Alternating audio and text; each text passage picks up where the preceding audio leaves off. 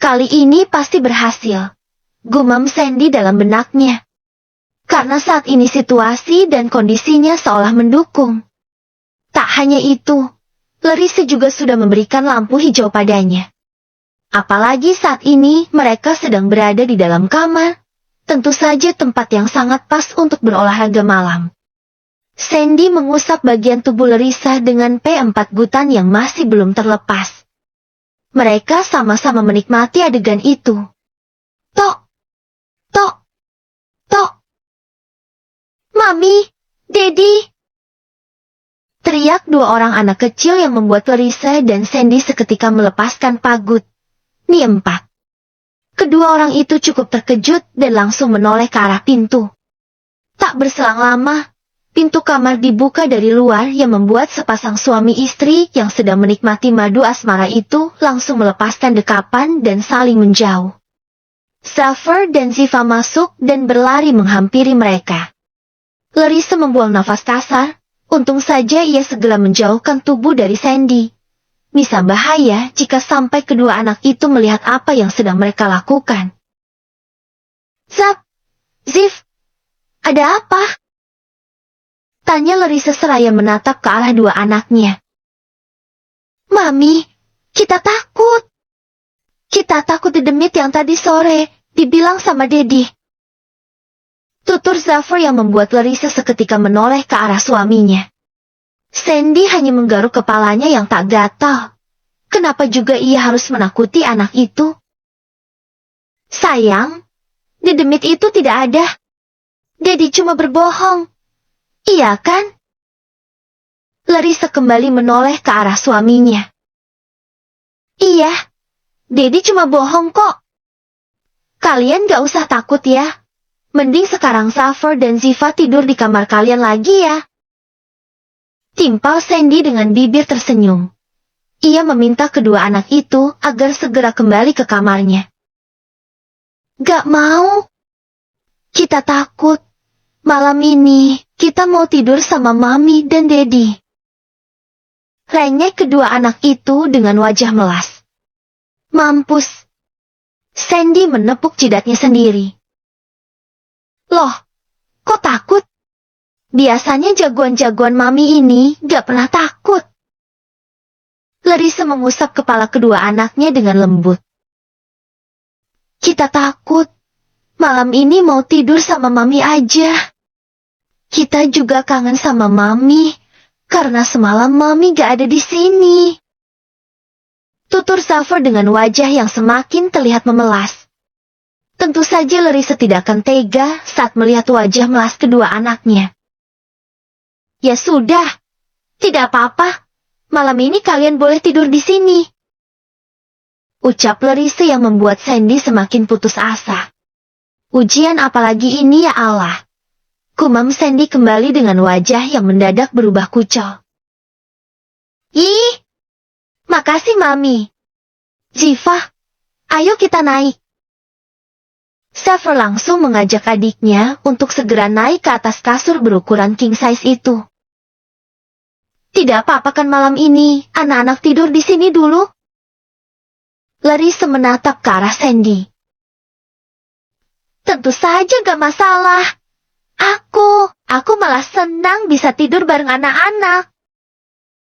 Balas Sandy dengan bibir yang terpaksa mengembangkan senyum. Beneran? Kalau senang, gak apa-apa dong tiap malam anak-anak tidur di sini. Balas Larissa sambil terkekeh. Iya gak gitu juga konsepnya. Sandy kembali menggaruk kepalanya yang tak gatal. Sementara Larissa menahan tawa ketika melihat ekspresi suaminya saat ini. Aku dekat Daddy. Ucap Xaver seraya merebahkan tubuhnya di atas kasur. Aku dekat Mami. Timpal Ziva yang ikut merebahkan tubuhnya di samping sang kakak. Aku juga dekat Mami. Sandy akan naik ke atas kasur yang biasa ditempati Larissa. Masa di sini? Kamu di sanalah. Biar anak-anak di tengah. Protes Larissa sambil menunjuk ke arah lahan paling ujung di dekat Xaver. Lagi-lagi Sandy hanya bisa membuang nafas kasar. Pria itu terpaksa berpindah tempat dan tidur di paling ujung. Udah siap tidur? Tanya Larissa kepada kedua anaknya. Udah, kita baca doa dulu, deh. Ajak Zephyr. Kedua anak itu mengangkat tangan lalu membaca doa sebelum tidur. Dedi, kita mau dengar dongeng. Biasanya sebelum tidur kita suka dengar dongeng dari Sus. Renyek Zephyr seraya menatap ke arah Sandy yang merebahkan tubuh di sampingnya. Dongeng? Dedi gak bisa dongeng. Mami aja yang dongeng. Sandy menunjuk ke arah Larissa. Dongeng dari Mami terlalu rumit. Kadang ada hitungan matematika juga. Kita mau dengar dari Dedi aja. Renyek anak itu lagi. Duh, dongeng apa ya? Masa mau dongeng kucing kawin sih? Sandy memasang wajah bingung. Sementara Larissa langsung menatap ke arah suaminya. Ia jadi teringat pembahasan random Sandy dengan sahabatnya pada grup chat. Misa bahasa jika Sandy sampai berdongeng seperti itu kepada anak-anaknya. Jangan! Cegah Larissa dengan cepat. Kenapa? Mami? Zephyr dan Ziva menatapnya. Sayang, Dedi belum bisa dongeng ya. Nanti beli buku dongeng dulu. Lebih baik. Sekarang kalian tidur aja. Larissa mengusap kepala putrinya. Oke, tapi kiss dulu. Kedua anak itu menunjuk pipinya sendiri. Larissa tersenyum lalu mulai menciumi pipi kiri dan kanan Ziva. Setelah itu, ia juga mencium kedua pipi Zephyr. Hasit. Sandy ikut menunjuk pipinya sendiri. Jangan ikut-ikutan. Ini jatah anak-anak. Balas Larissa yang kembali merebahkan tubuhnya. Udah ya. Sekarang pejamkan matanya. Titah Larissa yang membuat kedua anak itu langsung menurut. Zephyr dan Ziva mulai memejamkan mata dan langsung terlelap. Hasit. Sandy memberi kode yang membuat Larissa langsung menoleh ke arahnya. Wanita itu mengangkat alis sebagai isyarat bertanya. Gimana? Bisik Sandy yang masih memikirkan hal tabu. Nanti aja. Balas Larissa singkat yang membuat pria itu semakin putus asa. Sandy memperhatikan Zephyr dan Ziva yang sepertinya sudah terlelap. Anak-anak udah tidur. Ucap Sandy dengan suara pelan. Kita makan dulu yuk. Aku lumayan lapar. Larissa bangkit dari tidurnya. Ya sudah. Gak apa-apa gagal lagi juga. Mungkin belum rezekinya. Gerutu Sandy seraya ikut bangkit dan mengikuti istrinya berjalan ke arah pintu. Resiko menikah dengan janda. Larissa terkekeh sambil keluar dari kamar. Aku sabar kok. Sandy mengusap dadanya sendiri. Harus, karena kondisi aku memang seperti ini. Aku punya 2 orang anak yang masih kecil dan terkadang susah diatur. Tutur Larissa ketika mereka menuruni anak tangga.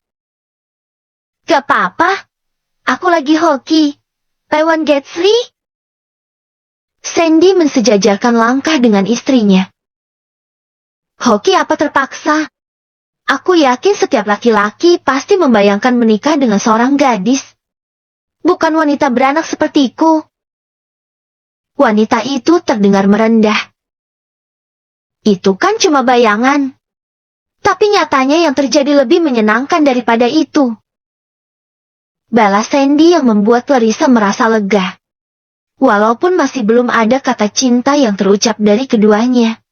Tapi sikap dan perlakuan mereka seolah menggambarkan perasaannya.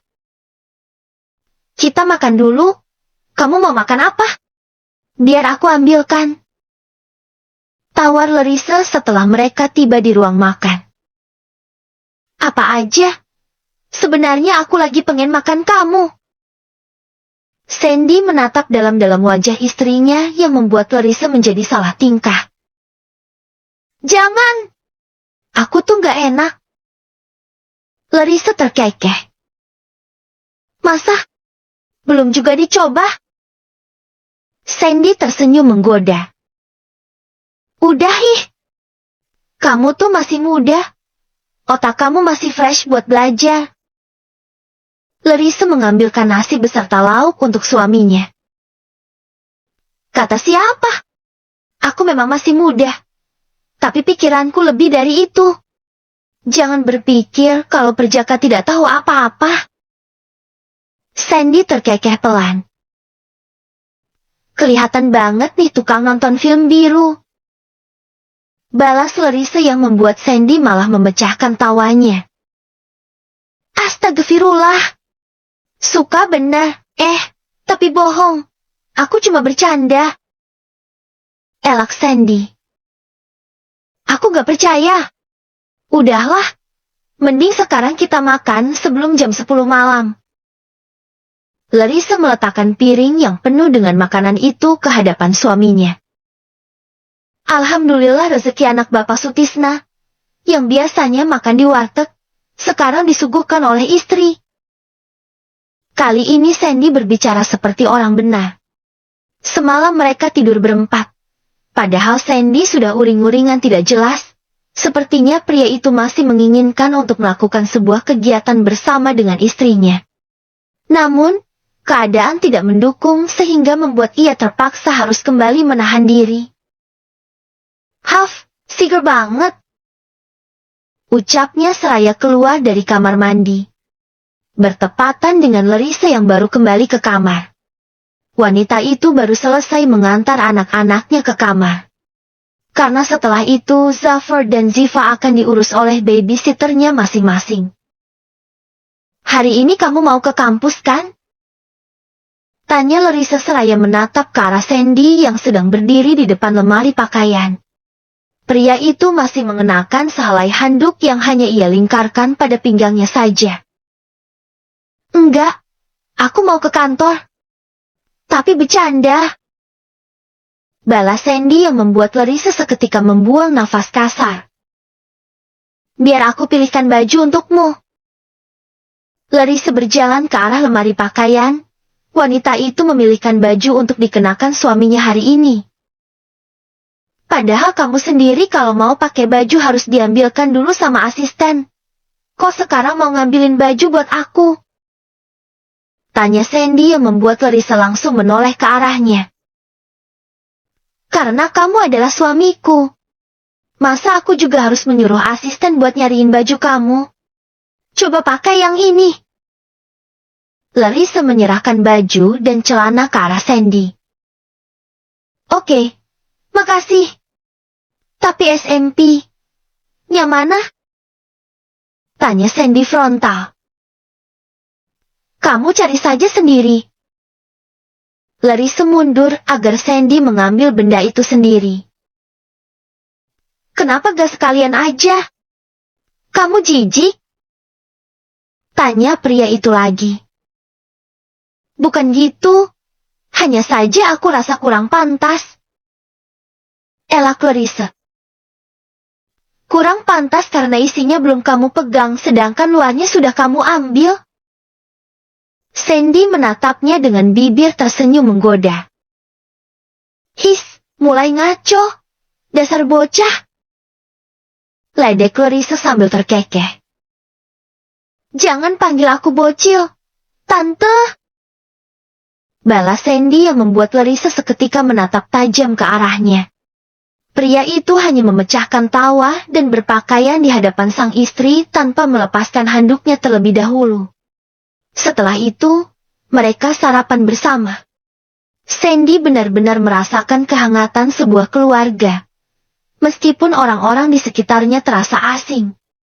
Karena ia tinggal di rumah itu baru beberapa hari saja. Sandy juga tidak terbiasa dengan kemewahan yang ada. Dirinya yang semula hanya tinggal di kosan kecil, kini berada di rumah mewah dengan segala fasilitas yang ada serta diperlakukan bagaikan raja.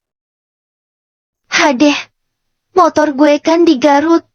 Gak dibawa lagi ke sini. Gerutu Sandy ketika ia akan berangkat ke kampus. Pria itu baru menyadari kalau kendaraan miliknya tidak dibawa lagi ke Jakarta. Kenapa? Tanya Larissa yang tiba-tiba saja muncul di sampingnya. Aku mau berangkat naik angkot aja. Jawab Sandy yang membuat dahi Larissa seketika mengerut. Naik angkot? Untuk apa? Tanya wanita itu lagi. Ya buat berangkat ke kampus lah. Soalnya motor aku ketinggalan di Garut. Sandy mengusap tengkuknya sendiri. Bukan ketinggalan, tapi emang sengaja ditinggalkan. Larissa terkekeh. Iya, nanti aku minta dipaketkan aja deh sama bapak. Tidak usah. Kamu lihat di sana. Masih ada 2 mobil yang jarang dipakai. Kamu bisa pilih mau pakai yang mana. Larissa menunjuk ke arah garasi. Memang di sana masih ada 2 mobil yang selalu terparkir. Karena Larissa hanya menggunakan 1 mobil saja dan 1 mobil lagi khusus untuk antar jemput anak-anaknya di sekolah. Anjir, mobil mewah semua. Gak ada mobil keri gitu. Biar gue gak malu minjemnya. Gumam Sandy dalam benaknya. Atau kamu mau pakai mobil yang sama saja denganku? Tapi, kamu harus antarkan aku dulu ke kantor. Setelah itu kamu baru ke kampus. Terus, nanti setelah pulang ngampus, kamu jemput aku lagi di kantor. Kalau kamu mau, biar pas supirku suruh istirahat saja. Tawar Larissa lagi. Aku bareng sama kamu aja deh. Putus Sandy. Setidaknya gue sedikit berguna. Pria itu membuang nafas kasar. Oke, kita berangkat sekarang. Larissa berjalan ke arah mobilnya yang sudah terparkir di halaman rumah. Menyala sugar mami. Sandy terkekeh sendiri. Setelah itu, mereka berangkat bersama. Sesuai apa yang dikatakan Larissa tadi, kalau Sandy harus mengantarkannya terlebih dahulu ke kantor. Aku keluar dulu. Nanti setelah pulang kuliah, tidak apa-apa kamu langsung datang ke sini saja. Walaupun pekerjaanku belum selesai. Ucap Larissa sebelum ia keluar dari mobil. Oke, tapi beneran gak apa-apa nih mobilnya aku bawa ke kampus? Tanya Sandy yang masih merasa ragu. Tidak apa-apa, mukanya jangan tegang begitu. Larissa malah terkekeh. Aku gak akan menjualnya kok. Balas pria itu yang membuat Larissa seketika memecahkan tawa. Ya sudah, aku keluar dulu. Larissa akan membuka pintu mobil. Namun wanita itu kembali menoleh ke arah Sandy yang masih menatapnya. Lupa, kamu ini suamiku, bukan sopirku. Jetty, aku harus cium tangan. Larissa mengulurkan tangannya ke hadapan pria itu. Kayaknya aku deh yang harus cium tangan. Sandy menerima uluran tangan Larissa dan menciumnya. Kebalik. Aku yang harus cium tangan. Larissa akan mencium punggung tangan suaminya. Gak usah. Mending cium bibir aja. Soalnya sayang kalau bibirmu itu malah nyium tangan kasar aku. Sandy menatap istrinya dengan bibir tersenyum tipis. Hahaha, kalau begini, aku merasa seperti lebih muda dari usiaku. Larissa kembali terkekeh. Namun, setelah itu ia mendekatkan wajahnya ke arah Sandy lalu mengekpes singkat pipi suaminya. Sudah, aku keluar dulu. Larissa segera membuka pintu mobil, lalu keluar dan meninggalkan Sandy yang masih mematung sambil menyentuh pipinya sendiri bekas ciuman Larissa.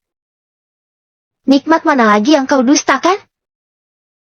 Sandy mengusap dadanya sambil senyum-senyum sendiri. Pria itu kembali menjalankan mobilnya menuju kampus. Sebenarnya Sandy merasa malu karena tidak biasanya ia datang ke kampus sambil membawa mobil. Pria itu melirik ke kanan ke kiri ketika ia akan memasuki gerbang kampus. Sandy ingin memastikan kalau tidak ada temannya yang melihat. Pria itu menghentikan mobilnya di parkiran. Ia segera keluar dari mobil mewah tersebut. OMG, Sandy! Kamu bawa mobil? Teriak seorang wanita seraya berjalan mendekat ke arahnya. Sandy langsung menoleh ke arah Helia. Sandy, aku yakin pas pulang ke Garut kemarin kamu pasti menukar motormu dengan mobil ini. Aku seneng banget. Kita balikan yuk.